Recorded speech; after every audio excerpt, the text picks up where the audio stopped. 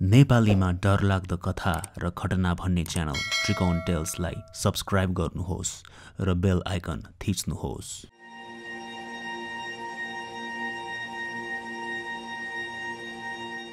दशैंको बेला पसलमा भ्याइ नभ्याइ, घर पसल भन्दा टाढा, अब के गर्ने? केही रात पसलमै बिताउने अनि सबेरै पसल खोल्ने। यही क्रममा एकजना श्रोताले आफूसँग आफ्नो पसलमा घटेको एउटा अलौकिक सत्य घटना आजको श्रृङ्खलामा हामीलाई लेखेर पठाउनु भएको छ। साथै भारतको शिलङ भन्ने सहरमा एउटा आर्मी होस्टेलमा घटेको घटना र भक्तपुरको एउटा चौरमा घटेको अत्यन्तै डरलाग्दो घटना। सुनौ त्रिकोण टेल्सको 74औं श्रृङ्खलामा 3 जना श्रोताहरूले लेखेर पठाउनु भएको सत्य घटना। पहिलो श्रोता। मेरो नाम साजन र म भक्तपुरको सूर्य विनायकमा बस्छु। यो घटना चाहिँ मेरो साथीसँग घटेको थियो। आजभन्दा 10-11 वर्ष अघिको निकै नै अनौठो र डरलाग्दो घटना हो यो। मेरो साथीले भर्खर एउटी प्रेमिका पाएको थियो। भ्यालेन्टाइनको दिन त्यो साथी र उसको प्रेमिका भक्तपुरको सिद्धपोखरी नजिकै रहेको क्याम्पस पछाडिको चौरमा बसी गफ गर्दै थिए। नयाँ नाता भएकोले एक अर्कालाई बुझ्नको लागि उनीहरू गफ गरेर मात्रै कहिले कता त कहिले कता बस्ने गर्दथे। पहिलो भ्यालेन्टाइन्स डे भएकोले हुँदा अझ उनीहरूको घर पनि नजिकै रहेकोले समयको उनीहरूलाई मतलब नै थिएन। बेलुकातिर भेट्न आएका हुनाले छिटो फर्किहाल्ने इच्छा त उनीहरूलाई थिएन। बेलुकाको 8 बजिसकेको थियो अनि जाडोको मौसम, मन्द हावा पनि चलिरहेको थियो। चुरोट पिउने बानी भएको साथी खल्तीबाट चुरोट निकालेर अर्को खल्तीमा रहेको लाइटर निकाल्न लाग्दा उनीहरूको पछाडिबाट एउटा सेतो लुगा लगाएको बुढो मान्छे यस्तै 60-65 वर्षको उनीहरूतर्फ नै आउँदै गरेको साथीले देख्यो। बुढाले हातमा कोदालो लिएको थियो अनि लुगाहरू पनि त्यस्तै खेतमा काम गरेको जस्तै देखिएको। साथीले चाहिँ रात परिसक्यो, खेतमा काम गरी फर्किँदै गरेको होला भन्ने सोची एकैछिन बुढालाई हेरी फेरि अगाडि फर्की पिउन लागेको चुरोट फेरि खल्तीमा राखिदियो। त्यो बुढा सरासर आयो र उनीहरू भन्दा केही पाइला अगाडि उभियो। सायद बुढाले केही बिर्सिएछ कि भन्ने सोची साथीले बुढातर्फ त्यस्तो ध्यान दिएन।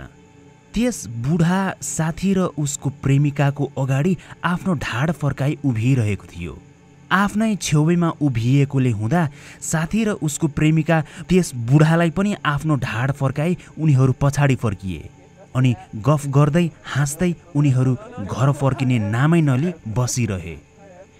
गाममा गुम्म ज्याकेटहरू लगाई आफूसँग लिएर आएका चकलेट्स र चिप्सहरू खाँदै उनीहरू गफमै भुल्लिँदा 8बाट कहिले 10 बजेछ उनीहरूलाई पत्तै भएन। चुरोट पिउने बानीको तलतलले फेरि साथीलाई सताएपछि साथीले अघि न राखेको चुरोट निकालेर लाइटर निकाल्न लाग्दा लाइटर उसको खल्तीबाट तल खस्यो। उनीहरू नजिकैको बलिरहेको माथि रहेको बत्तीको प्रकाशमै लाइटर कता गयो भनेर तल हेर्दा अघि न आएर उभिएको त्यो कोदालो बोकिरहेको बुढा त अहिले पनि त्यही पो रहेछन् त। कुनै शालिक वा मूर्तिहरू झैँ केही हलचल नगरी उभि नै पो रहेका थिए ती बुढा। त्यो देख्ना साथ साथी एकछिन झसङ्ग भएर हिचकिचायो। 8 बजेदेखि आएको मान्छे 10 बजिसक्यो, अहिलेसम्म त्यसै गरी उभिरहेकै थियो त। बुढा आएपछि पछाडि फर्किएका साथीहरू पछाडि केही हलचल त सुनेका थिएनन्। भनेपछि त्यो बुढा उभिएको उभियै थियो त। साथीको प्रेमिका डराउन थालिन्। हुन पनि हो नि, रातिको 10 बजिसक्यो, कोही बुढा मान्छे त्यसरी आई निकै नै अनौठो पारामा उभिरहेको छ, हातमा कोदालो पनि छ। साथीको प्रेमिकाले त्यहाँबाट अब जाउँ, यो मान्छेदेखि डर लाग्न थाल्यो भनिन्। साथी चाहिँ त्यो बुढादेखि रिसाउँदै नाना थरी गाली गर्दै, ओए बुढा, तेरो काम छैन, अघिदेखि किन यहाँ उभिरा त भनेर नाना अपशब्दहरू बोल्न थाल्यो।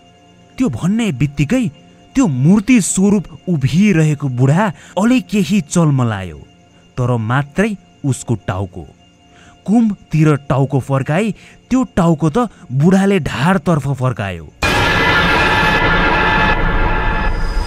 न त बुढाको खुट्टा नै हल्लिएको थियो, न त कम्मर नै, मात्रै आफ्नो टाउको पुरै पछाडि घुमाई साथीतर्फ हेर्यो।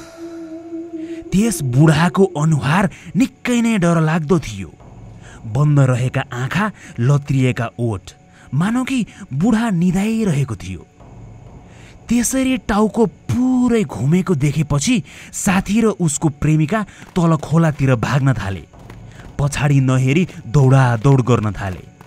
अलि पर पुगेपछि साथीले पछाडि फर्किएर हेर्दा त्यो बुढा साथीहरूतर्फ नै टाउको फर्काइरहेको थियो र अहिले भने खोलेका ती ठुला ठुला आँखा र मुख च्यातिएको झैँ हाँसिरहेका ओठ। जिउ भने अहिले पनि मूर्ति जस्तो नै थियो। त्यस्तो झनै डरलाग्दो अनुहार देखेपछि त्यो साथी त मुर्छा परिहाल्यो। न त भाग्न नै सक्यो, न त केही बोल्न नै। त्यो सेतो कपडामा निलो मसीको एक थोपा हालेपछि जसरी फैलिन्छ, त्यस्तै गरी त्यो बुढाको अनुहारमा पनि एक्कासी रगतहरू बगेका जस्तो देखिँदै थियो र च्यातिएको जस्तो फराकिलो हाँसो रहेको मुख बिस्तारै झनै झनै फराकिलो हुँदै लामा लामा दाराहरू निस्किन थाले। साथीको प्रेमिकाले साथीलाई सकी नसकी तानेर नलगेको भए सायद त्यो भूत वा राक्षसले साथीलाई त्यही नै मार्ने थियो। घर पुगेपछि साथी बेहोस हुने, फेरि होसमा आउने, डराएको डराई, आत्तिएको आत्तियै गर्ने जस्तो हुन थालिसकेको थियो। साथीको अवस्था चाहिँ झन झन बिग्रिएपछि यस्तो यस्तो भएको भनेर उसको प्रेमिकाले पनि भनिसकेपछि धेरै ठाउँमा उसलाई उसको घरका मान्छेहरूले फुक्न लगे। अलिअलि भकभकाउँदै बोल्ने चाहिँ भयो, तर उसलाई 24 घण्टा कोहीसँगै बस्दिनु पर्ने, आफूले केही पनि गर्न नसक्ने जस्तो भइसकेको थियो। म पनि उसको मिल्ने साथी थिएँ र आन्टीले उसको सबै मिल्ने साथीहरूलाई बोलाउनु भयो।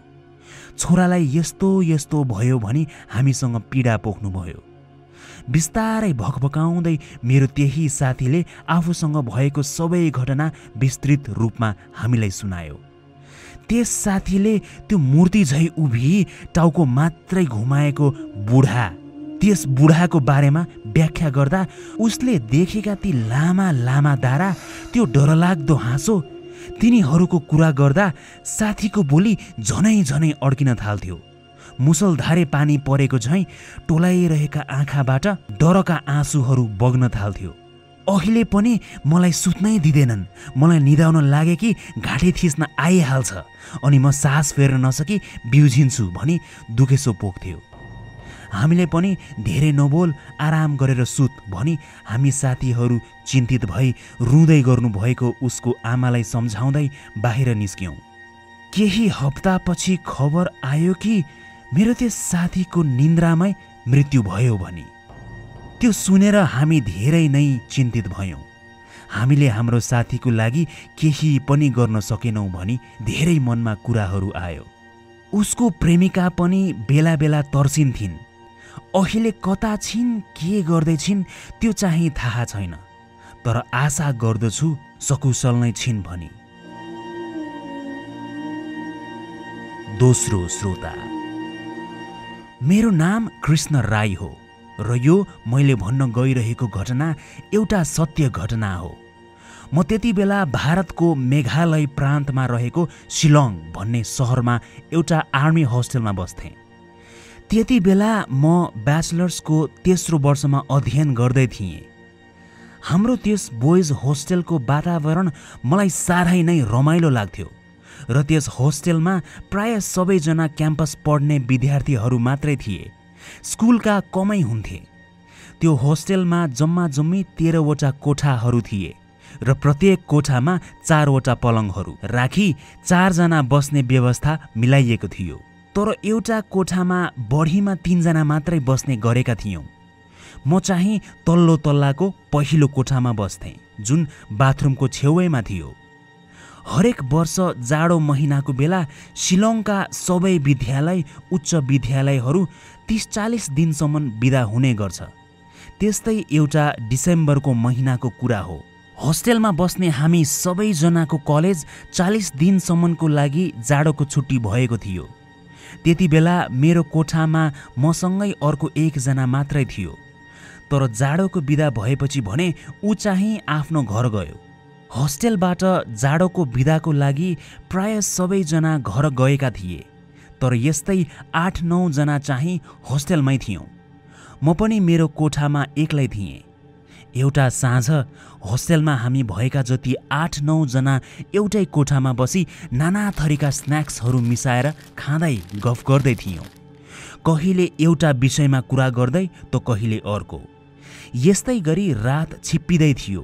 जाडोको महिना अझ बाहिर पानी परिरहेकोले थप जाडो र कुराकानी गर्न रमाइलो भइरहेको थियो। छिप्पिँदै गरेको रातसँगै डरलाग्दो भूतहरूको विषय निस्कियो। सबैजनाले आफूले सुनेको वा आफ्नो मान्छेहरू वा आफैसँग घटेको त्यस्तो अलौकिक घटनाहरू साटासाट गर्न थाले। कुरा गर्दा गर्दै कहिले 1 बजेछ थाहै भएन। आँखा अलि पिरो भएको जस्तो भएपछि पो समय धेरै गइसकेछ भनेर घडी हेरेर थाहा पायौँ। बाहिर चलिरहेको हावाहुरीसँगैको पानीको कारण जाडो महिनामा थप जाडो भइरहेको थियो। अबेर रात भइसकेको हुँदा सबैजना आफ्नो कोठामा सुत्न गयौँ र म पनि तल रहेको मेरो कोठातर्फ लागेँ। बाहिर बरन्डाबाट हुँदै तल कोठा जाँदै गर्दा जाडो मौसममा परिरहेको पानी र बगिरहेको हावाको कारण चिसो महसुस भइरहेको थियो। म मेरो कोठाभित्र पसी ढोका बन्द गरिदिएँ। मेरो कोठाको झ्याल ढोका लगाएपछि कोठा गुम्म हुने गर्दथ्यो। अलिकति पनि हावाभित्र पस्दैन थियो। म सानैदेखि एकदमै धार्मिक मान्छे। बुबा आमाहरूले नै भगवानको स्तुति गराई हुर्काउनु भएको। उहाँहरू मलाई सधैँ भन्नुहुन्थ्यो कि म जहाँ कतै गए पनि आफूसँग भगवानको प्रतिमा वा चित्र चाहिँ लिएरै जानु।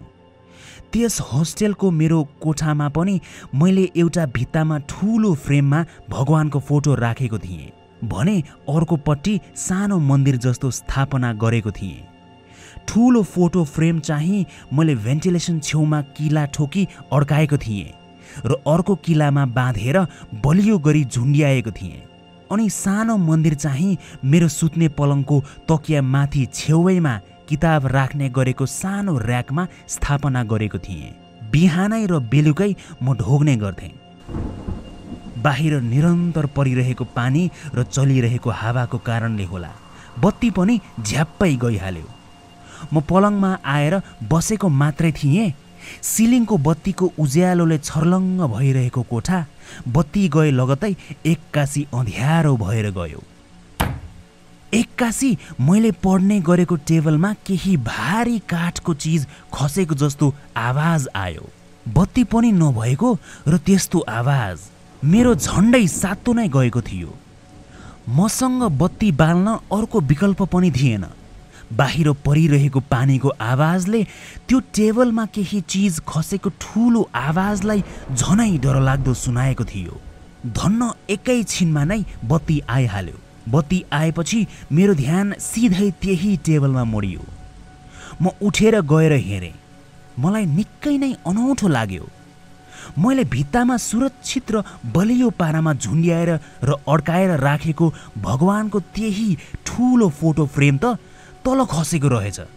न त हावा नै कोठाभित्र पसेको थियो न त भित्ताहरू नै हल्लिएका थिए। त्यो कसरी खस्यो मैले बुझ्नै सकिरहेको थिइनँ। त्यो देखि म निकै अचम्म मान्दै एकछिन फोटो फ्रेमलाई हेरिरहेँ। धन्न फुटेनछ। अब त्यत्तिका राति हुँदो अहिले कहाँ भित्ते फोटोहरूलाई मिलाउँदै बस्नु र? भोलि दिउँसो मिलाउँला भनेर म पलङमा गई पल्टिएँ। त्यो अचम्म पारामा खसेको फोटोको बारेमा नै मेरो दिमागले सोचिरहेको थियो। त्यसरी सोच्दै पल्टिँदा पल्टिँदै कतिखेर निदाएछु थाहा नै पाइनँ। मेरो तकिया छेउैमा रहेको टेबलमा केही किताबहरू खसेको आवाजले म बिउझिएँ। झसङ्गै भएँ। कानै छेउमा त्यत्रो ठुलो आवाज आएको हुनाले म त जर्याक जुरुक्कै उठेँ। हतार हतार छेउको भित्तामा रहेको बत्तीको स्विच अन गरिदिएँ। तर बत्ती त फेरि गइसकेछ। बाहिर पानी अझै परिरहेको थियो। म कति समय निदाएछु भनेर थाहा नै पाइनँ। मेरो पलङको तकियामाथि छेउमा रहेको किताबको र्याक, त्यहाँबाट केही मोटा किताबहरू तल मेरो टाउको छेउमा खसेका रहेछन्। बिजुली चम्केसँगै कोठा क्षणिक समयको लागि उज्यालो हुन्थ्यो अनि फेरि त्यही अन्धकार। अब भने सुत्नु अघि साथीहरूसँग भूतको विषयमा गरिएको कुराहरू याद आउन थाल्यो। उसै त डर लागिरहेको बेला झनै डर दोब्बर हुन थाल्यो। के गर्ने के नगर्ने।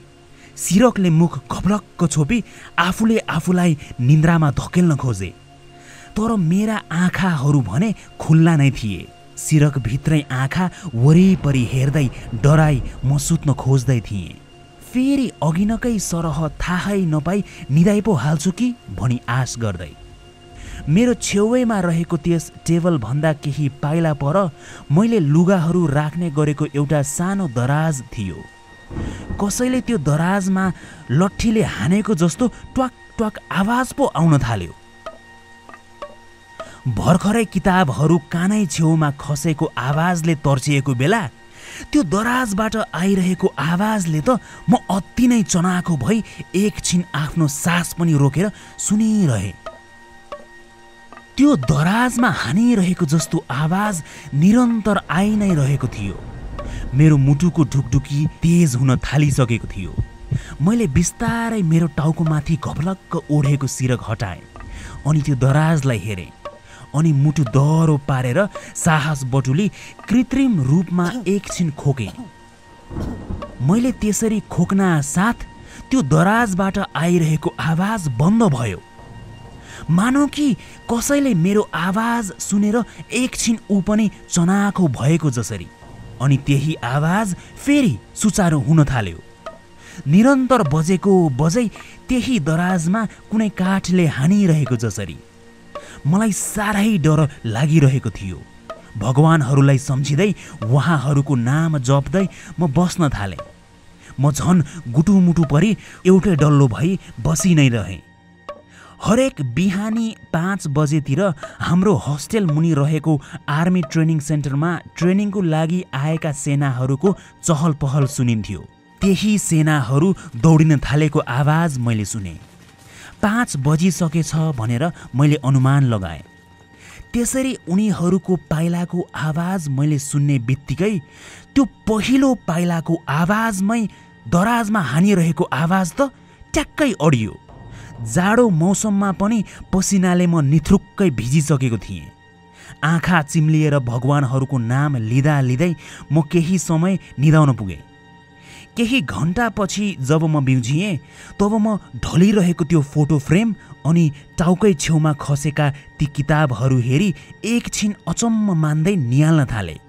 दराजतर्फ पनि ध्यान गयो, तर म सिधै कोठा बाहिर गई साथीहरू भएकातिर गइहालेँ। साथीहरूलाई मसँग अघिल्लो रात भएको सबै घटनाहरू क्रमबद्ध रूपमा सुनाए।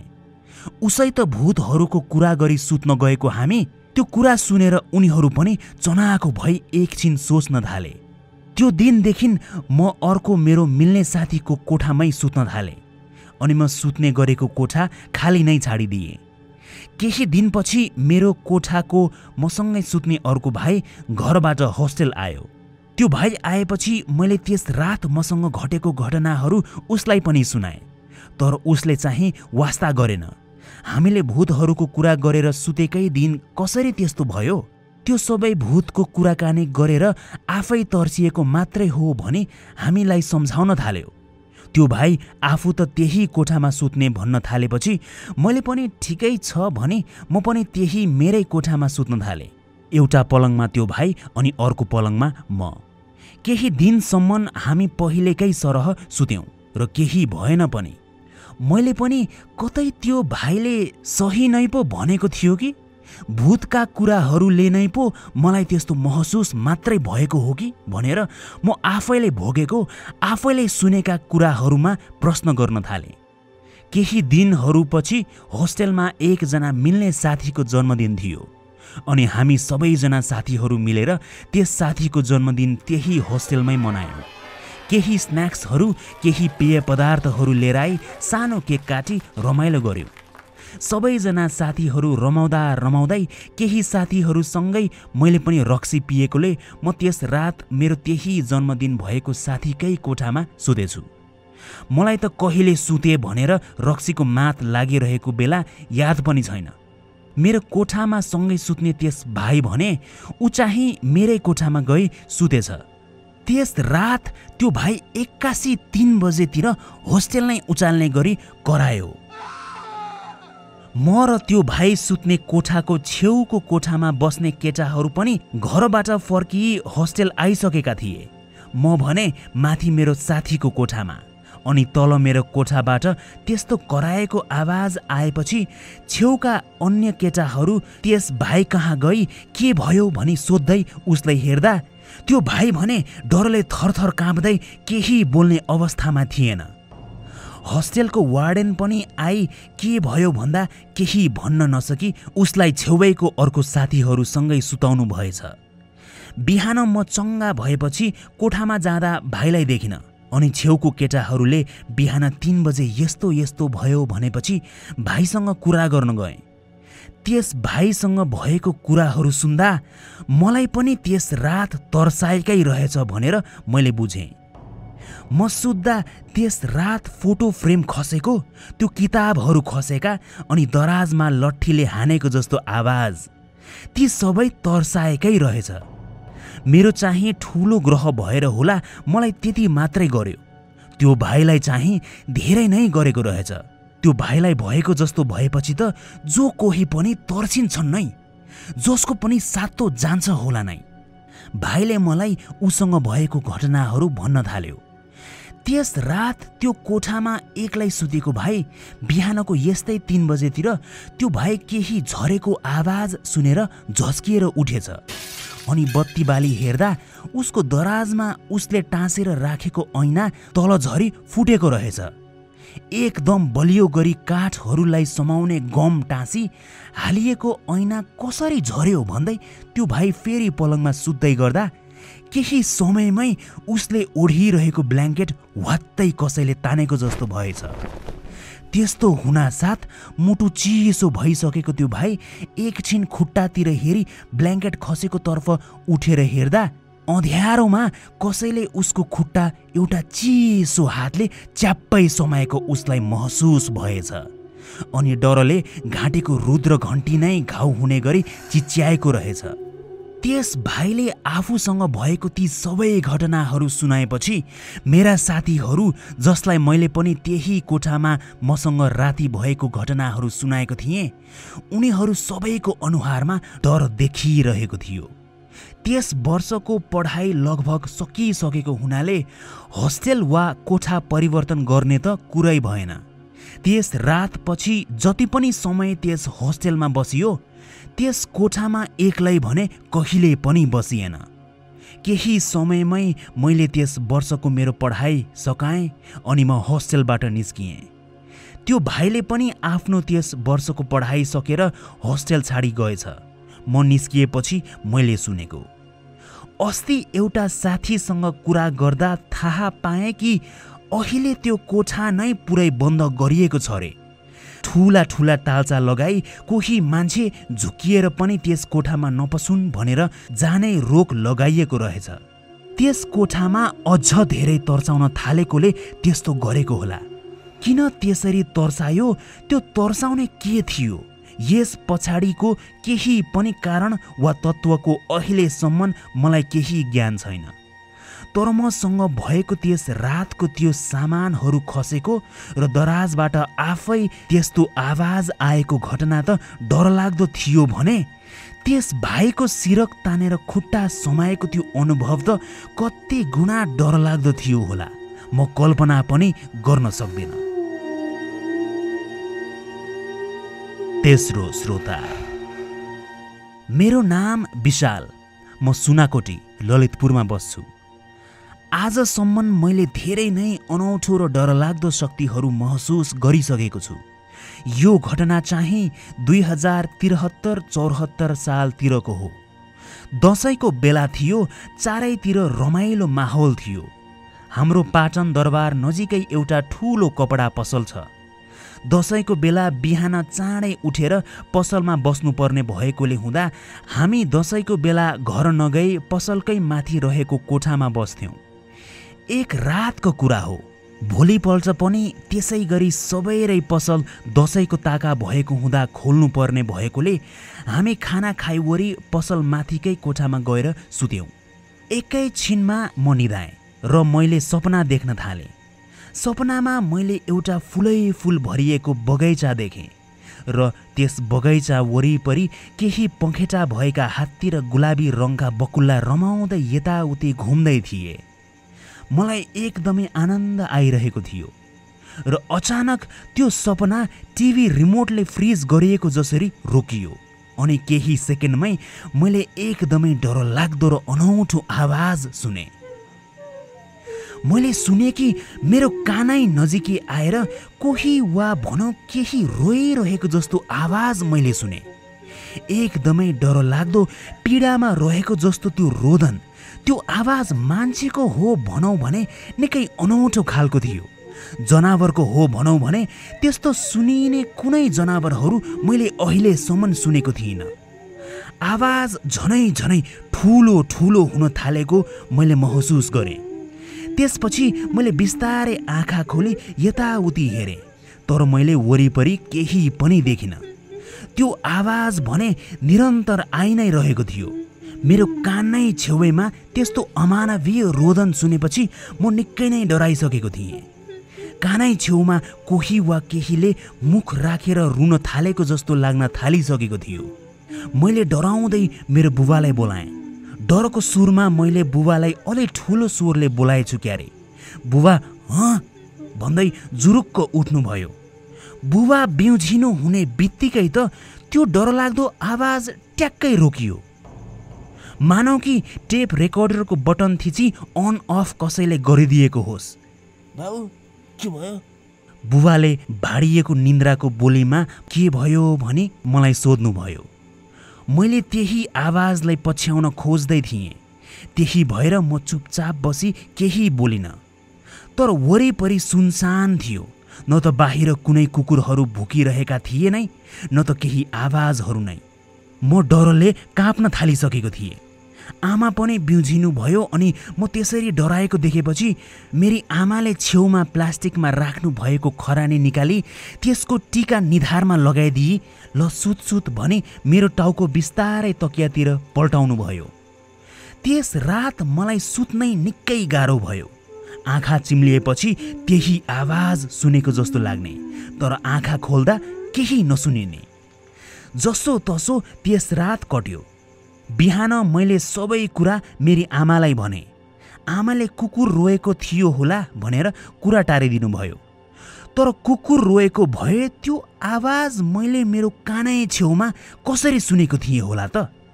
अनि कोही कानै छेउमा बसी रुँदै अझ नजिक नजिक आएको जसरी त्यो आवाज कसरी ठुलो ठुलो भएको थियो? अझ बुबा उठ्नु हुने बित्तिकै त्यो ठुलो ठुलो भइरहेको आवाज कसरी एक्कासी हराएर गयो त? यी प्रश्नहरूको उत्तर अझै पनि मैले पाएको छैन।